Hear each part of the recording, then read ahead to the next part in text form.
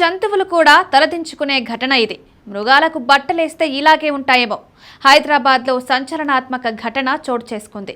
ఓ యువతి తన ప్రియుడు తల్లితో కలిసి తన కన్న తండ్రిని హత్య చేసిన ఘటన ఆలస్యంగా వెలుగులోకొచ్చింది. విచిత్రం ఏంటంటే ఈ ఘాతుకానికి పాల్పడిన తర్వాత వారు భయభ్రాంతులకు లోనవ్వకుండా హ్యాపీగా సెకండ్ షో సినిమాకి చెక్కేశారు. ఈ ఘటన హైదరాబాద్ శివార్లలోని ఒక చెరువులో గుర్తుపట్టని మృతదేహం కనిపించడంతో వెలుగు చూసింది. సమాచారం అందుకున్న పోలీసులు సంఘటన స్థలానికి చేరుకుని మృతుడిని వెలికితీశారు. మృతుడి శరీరంపై గాయాలుండటంతో అనుమానాస్పద మృతి కేసుగా నమోదు చేసి దర్యాప్తు ప్రారంభించారు. మృతుడిని నగరానికి చెందిన మధ్య వయసు గల వ్యక్తిగా గుర్తించారు. స్థానికంగా అతడు భద్రతా సిబ్బందిగా పనిచేస్తూ కుటుంబాన్ని పోషిస్తున్నాడు. అతడి భార్య మున్సిపల్ ఉద్యోగిగా పనిచేస్తోంది. వీరికి 2 కుమార్తెలున్నారు. పెద్ద కుమార్తెకు వివాహమై విడాకులు వచ్చిన అనంతరం ఆమె ఓ యువకుడితో సహజీవనం ప్రారంభించింది.